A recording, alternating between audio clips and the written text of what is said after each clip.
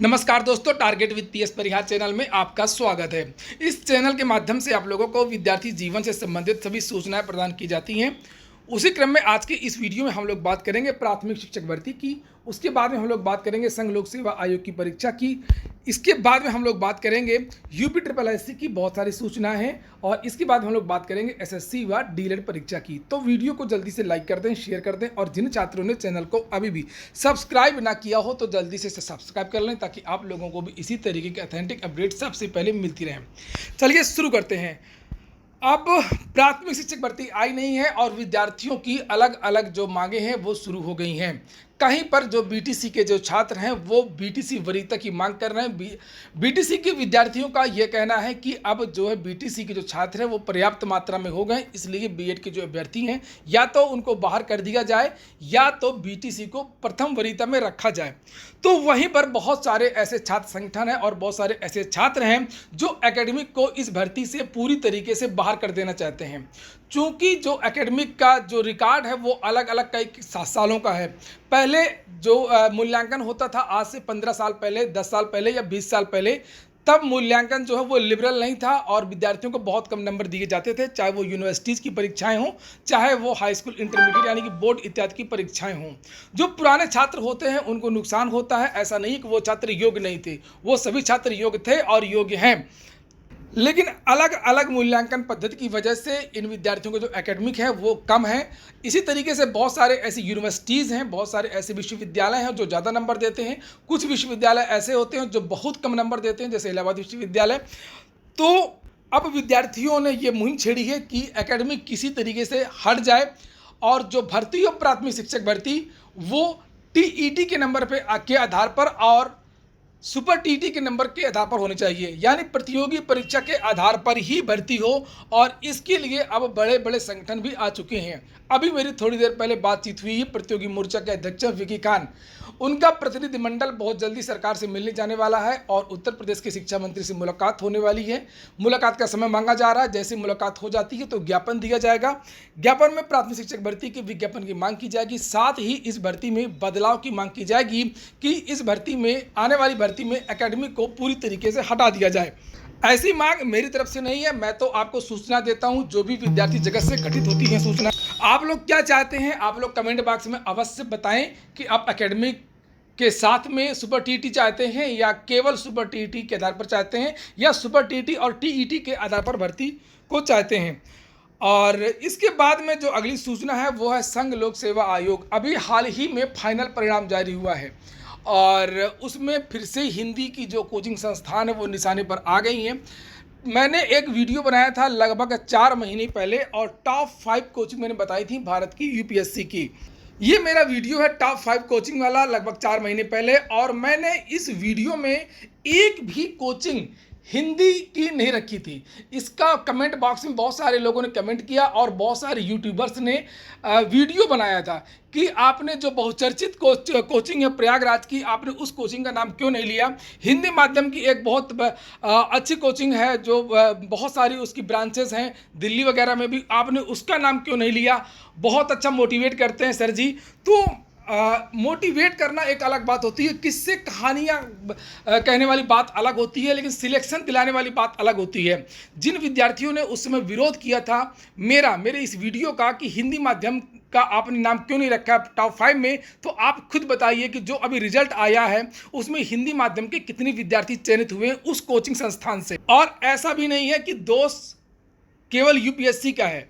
जब एक टीम हारती है तो उसमें सभी की गलतियां मानी जाती हैं, जब एक टीम जीतती है तो उसमें सभी की जो चीज़ें हैं वो मानी जाती हैं। जैसे कोई टीम जीतती है तो उसमें कोच जो होता है उसको भी क्रेडिट दी जाती है, टीम को भी दी जाती है, जो सिलेक्टर्स होते हैं उनको भी क्रेडिट दी जाती है। तो सबको सामूहिक जो जिम्मेदारी है वो होती है। इसलिए जो हिंदी माध्यम की जो कोचिंग संस्थाएं हैं उनकी भी उतनी ही गलती है जितना इस सरकार की, जितना इस सिलेबस की, जितनी हिंदी माध्यम के छात्रों की। तो मोटिवेट करना, किससे कहानियां सुनाना अलग बात होती है और पढ़ाई करवाना, सिलेक्शन दिलाना एक अलग बात होती है। अब शुरू करते हैं हम लोग उत्तर प्रदेश अधीनस्थ सेवा चयन आयोग की सूचनाओं को।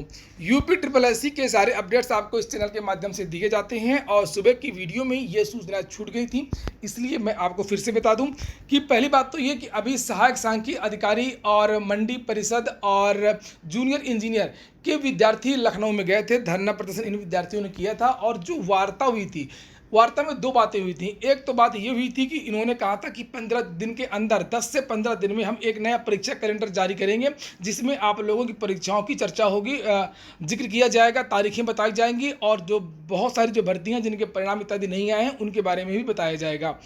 इसके साथ में मौखिक रूप से जब विद्यार्थियों ने पूछा कि सहायक सांख्यिकी अधिकारी की परीक्षा कब होगी, तो ये बताएगा कि आपकी जो परीक्षा वो दिसंबर के महीने में करवाने की यूपी ट्रिपल एस सी की योजना है, ऐसा अधीनस्थ सेवा चयन आयोग के अधिकारियों ने कहा। और जब परीक्षा होगी उसके 20 दिन पहले विद्यार्थियों को सूचित कर दिया जाएगा विज्ञप्ति के माध्यम से। ये जो वेबसाइट है उस पर पूरा सब कुछ अपलोड कर दिया जाएगा। वहीं पर एक भर्ती के बारे में भी आज के समाचार पत्रों में जानकारी दी गई है कि जल निगम में 800 पदों पर भर्ती होगी। ये देखिए लिखा हुआ है, जल निगम की व्यवस्था पटरी पर लाने के लिए रिक्त तकनीकी पदों को भरने की कवायद शुरू कर दी गई है। इसके तहत फिलहाल सहायक अभियंता, अवर अभियंताओं के अलावा लिपिक संवर्ग के रिक्त 800 पदों पर भर्ती का जो प्रस्ताव है वो शासन को भेज दिया गया है। जो विद्यार्थी पीईटी पास कर लेंगे अच्छे नंबरों से, इसी पीईटी के आधार पर जब इसका परिणाम जारी होगा, 1 साल तक जितनी भी भर्तियां आएंगी तो पदों की संख्या के अनुसार, यानी जितने पद होंगे उसका 15 गुना विद्यार्थियों को बुलाया जाएगा। तो जैसे ही शासन से प्रस्ताव पास हो जाता है तो 800 पदों पर जल निगम में भर्ती के अलावा यहाँ पर आज के समाचार पत्रों में वाणिज्य कर विभाग में जिस भर्ती की चर्चा हो रही है, ये भर्ती भी आपको यूपी ट्रिपल एस सी से आने वाले वर्ष में देखने को मिल सकती है। बहुत सारे विद्यार्थी ये कह रहे थे कि sir UP triple S C PET का जो परिणाम है वो आखिरकार कब तक आएगा, क्योंकि अब सोशल मीडिया के माध्यम से ये जानकारी दी जा रही थी कि 1 या 2 दिन में पीईटी का जो परिणाम है वो जारी हो जाएगा। तो मैं आपको बता दूं कि जैसा कि मैंने पहले भी आप लोगों से बताया था कि पीईटी का जो परिणाम है वो 10 अक्टूबर के आसपास जारी हो सकता है। और इसी के बारे में अभी थोड़ी देर पहले भी आज तक जो समाचार है वहाँ से भी जानकारी दी गई है कि इसका जो इसका जो परिणाम है वो 7 अक्टूबर के आसपास जारी हो सकता है। ये देखिए आज तक ये वेबसाइट है आज तक की, और इसमें यहाँ पर लिखा है कि UP triple S C PET result 2021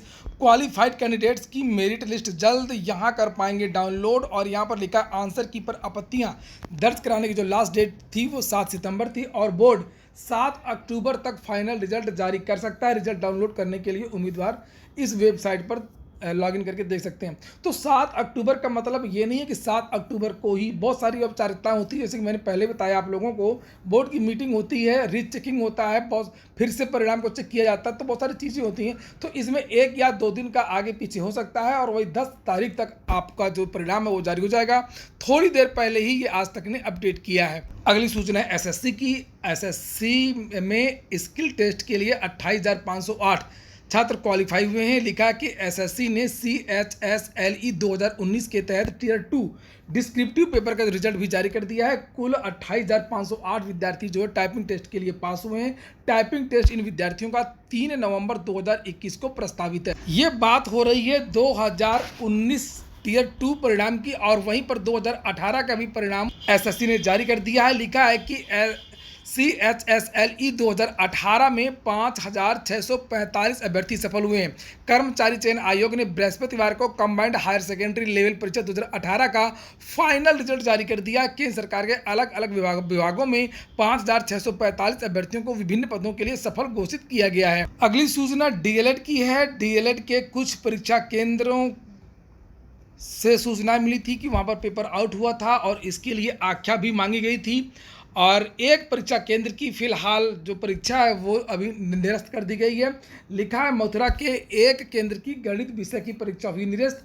आने वाले दिनों में अभी कुछ और भी परीक्षा केंद्रों की जो परीक्षा है वो निरस्त हो सकती हैं।